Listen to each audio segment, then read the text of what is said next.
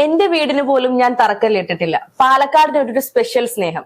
ഇങ്ങനെയാണ് അനുശ്രീ കഴിഞ്ഞ ദിവസം രാഹുൽ മാങ്കൂട്ടത്തിന്റെ സ്മൈൽ ഭവന പദ്ധതിയുമായി ബന്ധപ്പെട്ട് തറക്കല്ലിടൽ ചടങ്ങിന് വന്നപ്പോൾ പറഞ്ഞത്. ഇതിനേക്കാൾ ഉപരി ഏറ്റവും കൂടുതൽ ശ്രദ്ധിക്കപ്പെട്ടത് ഇവരുടെ വേഷവിധാനമായിരുന്നു. രാഹുൽ യഥാർത്ഥത്തിൽ എന്തുദ്ദേശിച്ചാണ് ഇത്തരത്തിലൊക്കെ ഇറങ്ങി പുറപ്പെട്ടിരിക്കുന്നത്? ഈ ചെറുക്കൻ 6 നെഞ്ചത്ത് നാണിരിക്കാനുള്ള പരിപാടിയാണ് നടത്തുന്നത്. ഞാൻ പറയട്ടെ, വേഷവിധാനത്തിൽ ഇപ്പൊ എന്താ പ്രശ്നം? അവര് പരസ്പരം സുഹൃത്തുക്കളായ രണ്ടുപേർ, അതായത് അടൂരുകാരനായ രാഹുൽ മാങ്കൂട്ടത്തിലും കൊട്ടാരക്കര പത്തനാപുരംകാരിയായ അനുശ്രീ, അവർ സുഹൃത്തുക്കളാണ്. അവര് വന്നപ്പോ ഒരേ ഡ്രസ് കോഡ് എടുത്തു എന്നുള്ളതേ ഉള്ളൂ. അല്ലാതെ അതിനകത്ത് പ്രത്യേകിച്ച് കാര്യമൊന്നുമില്ല. പ്രത്യേകിച്ച് കൽപ്പാത്തിയിൽ രഥോത്സവം നടക്കുകയാണ്. പാലക്കാടിന്റെ ഏറ്റവും വലിയ ഉത്സവമായ രഥോത്സവം നടക്കുകയാണ്. അപ്പോ അനുശ്രീ ആ രഥോത്സവത്തിൽ കൂടി പങ്കെടുക്കാൻ വേണ്ടി വന്നതായിരിക്കും. അതുകൊണ്ടാണ് അവരൊരു രണ്ടുപേരൊരു ട്രഡീഷണൽ വേഷത്തിലുള്ളത്. മാത്രമല്ല അത് കണ്ടിട്ട് ഹർഷയ്ക്ക് എന്താ തോന്നി?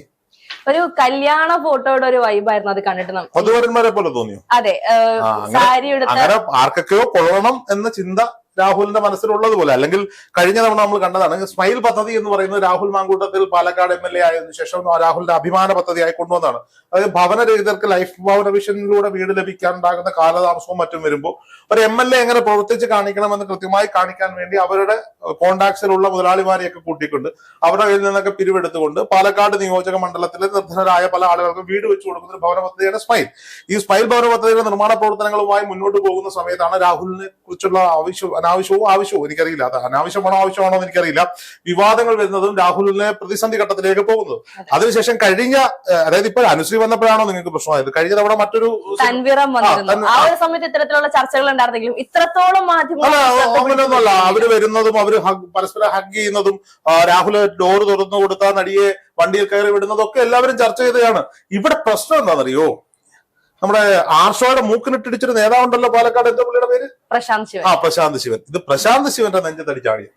അതായത് പാലക്കാട്ടെ BJPയുടെ നെഞ്ചത്തടിച്ചാടിയാണ്. അതായത് പൊതുവെ അനുശ്രീയെ കുറിച്ച് പറയുന്നത് എന്താ? അനുശ്രീ സംഘിണിയാണ്. അനുശ്രീ RSSന്റെ ശാഖയിൽ പോകുന്ന ആളാണ്. അനുശ്രീ ശ്രീകൃഷ്ണ ജയന്തിക്ക് മുന്നിൽ ഭാരതാംബയുടെ വേഷം കെട്ടുന്ന ആളാണ്.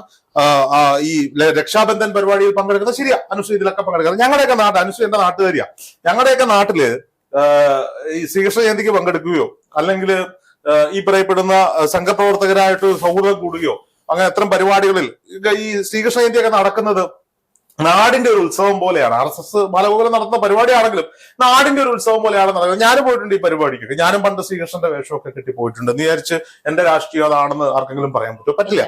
അനുശ്രീ ഒരിടത്തും BJPക്കാരനാണെന്നോ അല്ലെങ്കിൽ അനുശ്രീ ഒരു RSSകാരിയാണെന്നോ എങ്ങും പറഞ്ഞിട്ടില്ല.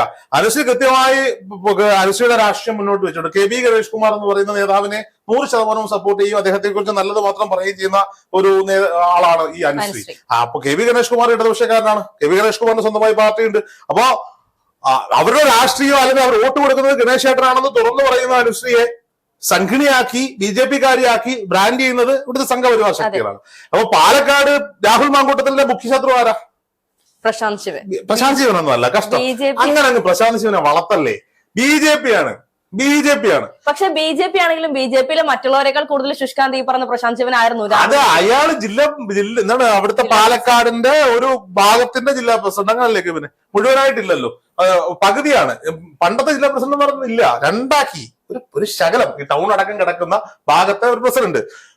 മറ്റേ കൊടിയൊക്കെ കെട്ടിയിട്ട് ബുള്ളറ്റിന്റെ പുറത്ത് കയറിയിരുന്ന് വെല്ലുവിളിച്ച ഒരു നേതാവായിരുന്നല്ലോ പല രീതിയിലും. എന്നിട്ട് എന്താ ഉണ്ടായേ? രാഹുൽ ഇപ്പോഴും പരിപാടികളിൽ പങ്കെടുക്കുന്നു. ആ പരിപാടികളിൽ പ്രശാന്ത് ശിവന് പങ്കെടുക്കാനും പറ്റുന്നില്ല. ഇത് മോശമായി പോയി. പിന്നെ വേണമെങ്കിലും ഇടിച്ചു തോപ്പിക്കാൻ പറ്റുമായിരിക്കും. കാരണം പ്രശാന്ത് ശിവൻ നല്ല ആരോഗ്യമൊക്കെ ഉള്ള ആളാണ്, ജിമ്മൊക്കെ ഉള്ള ആളാണ്. മസിലൊന്നും കാണുന്നില്ലെങ്കിൽ നല്ല പവറുണ്ട്, അയാളെ നടത്തത്തിലൊക്കെ നല്ല പവറുള്ള. രാഹുൽ അങ്ങനൊന്നുമല്ല. രാഹുൽ ഇങ്ങനെ സാധാരണക്കാരനെ പോലൊക്കെ നടന്നു പോകുന്നൊരു മനുഷ്യനാണ്. അപ്പൊ ഒന്ന് ഇടിച്ചു തോൽപ്പിക്കാനാണെങ്കിൽ ഒരു പക്ഷേ മണവാളനൊക്കെ ഇടിക്കാൻ പോകുന്നില്ലേ ഗോതയില്, അതുപോലെ വേണമെങ്കിൽ രാഹുലിനെ ഒന്ന് ഇടിച്ചു തോൽപ്പിക്കാൻ പ്രശാന്ത് ശിവനെ കൊണ്ട് പറ്റും. പക്ഷെ രാഷ്ട്രീയപരമായി തോൽപ്പിക്കാൻ ഈ പറയുന്ന പിരാരിയിൽ പോയിട്ട് ഈ നമ്മുടെ ഡോക്ടർ സരിനെ ഒന്ന് ആക്കി വിട്ടതുപോലെ ഇപ്പൊ ഈ സ്മൈൽ പദ്ധതിയിൽ പ്രശാന്ത് ശിവനെ ഒന്ന് ആക്കാൻ വേണ്ടി ഈ രാഹുലിന്റെ ഒരു തന്ത്രങ്ങള്. ഞാനിന്ന് രാവിലെ ഒരു കോൺഗ്രസിന്റെ ഒരു നേതാവുമായിട്ട് സംസാരിക്കുമ്പോൾ ഈ ചാനൽ ചർച്ചകളെ പറ്റി പറഞ്ഞു. അദ്ദേഹം ഒരു സമയത്ത് ചാനൽ ചർച്ചകളിലെ സ്റ്റാർ ആയിരുന്നു. അതിനുശേഷം വന്ന ആളുകൾ വെറുതെ ബഹളം വെക്കുക, വഴക്കുണ്ടാക്കുക, വെല്ലുവിളിക്കുക, ഇതിനെ കുറിച്ചൊക്കെ പറഞ്ഞ ആ കാര്യത്തിൽ എന്താ രാഹുൽ മിടുക്കനായിരുന്നു. ശരിയാണ്, രാഹുല് ശുഭിതനാവേണ്ടത് ശുഭിതനാവും, തമാശ പറയേണ്ടത് തമാശ പറയും. ഒരു സർക്കാസ്റ്റിക് ആയിട്ട് കാര്യങ്ങൾ പറയണമെങ്കിൽ അങ്ങനെ പറയും. സീരിയസ് ആവേണ്ട അടുത്ത് സീരിയസ് ആവും, വെല്ലുവിളിക്കേണ്ട അടുത്ത് വെല്ലുവിളിക്കുക. കറക്റ്റ് മീറ്റർ രാഹുൽ അറിയും. രാഷ്ട്രീയക്കാരന്റെ കറക്റ്റ് മീറ്റർ കൃത്യമായി പാലിച്ചു പോയിരുന്ന ഒരു നേതാവായിരുന്നു രാഹുൽ മാങ്കൂട്ടത്തിൽ. സമരത്തിന്റെ മുന്നിൽ നിൽക്കാനും അറിയാം, ഇടി വരുമ്പോൾ ഇടി കൊള്ളാതെ മാറാനും അറിയാം.